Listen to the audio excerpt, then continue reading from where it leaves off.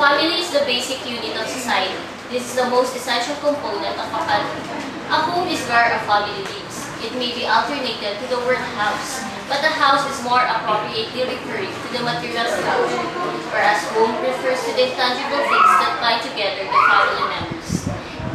However, no matter how ideal a family in the terms of their relationship, there are still hardships and misunderstandings that will come along the way.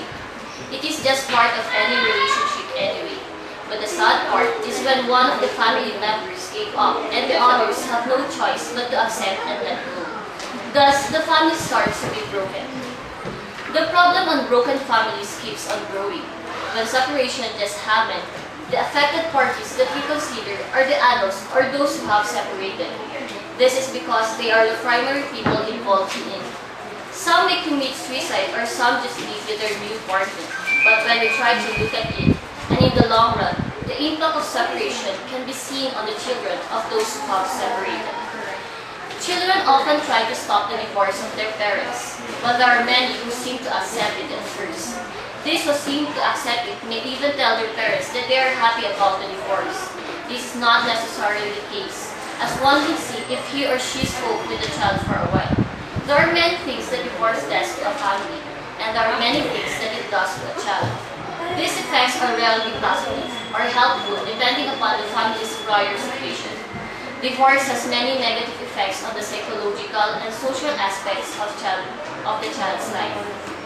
Going along with socially unacceptable behaviors, Joanne B. Kelly, in an article for the Journal of the American Academy of Child and Adolescent Psychiatry, says that young adults whose parents divorced during childhood compared with never divorced children have more pregnancies outside of marriage and earlier marriages, poorer marital relationships, increased propensity to divorce, and poorer socioeconomic attainment.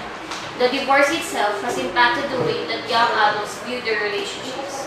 They remember how their parents handle situations, or they remember the pain of that situation, and it carries over into their relationships that they will have throughout their lives. From other studies, from family structure and children's health and well-being, it is said that children living with both biological parents are 20 to 35% more physically healthy than children from broken families. Children from divorced parents tend to feel lonely, unhappy, anxious, and insecure even years after the breakup. A study shows that children from broken marriages, particularly boys, are more aggressive than those children whose parents have not divorced. Children of divorced parents are roughly 2 times more likely to drop out high school than their peers who benefit from living with parents who did not divorce. Children from broken families are 4 times more likely to have problems with peers and friends.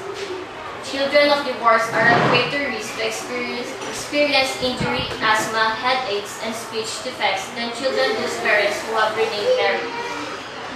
There are just some of possible effects of separation of parents to children. It would be better to put children first always because the truth is, they are the most affected in situations like this. In everything that is to be done in the family, a child's future should always be on the top priority.